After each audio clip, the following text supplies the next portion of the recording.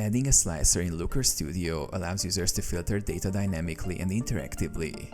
Here's a concise guide on how to add the slicer. Open Looker Studio, log in, go to datastudio.google.com and sign in with your Google account.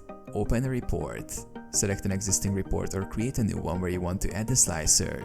Add the slicer, insert the control, click on Add the control in the top menu. Choose drop-down list, list box, or checkboxes from the drop-down menu. These are common slicer types in Looker Studio. Place the slicer. Click and drag on the report canvas to draw the slicer box. Configure the slicer. Set the dimension. In the data panel on the right, select the dimension you want to use for filtering. Customize appearance. Use the Style tab to adjust the slicer's appearance, such as font, colors, and layout. Apply and use the slicer. Test the slicer.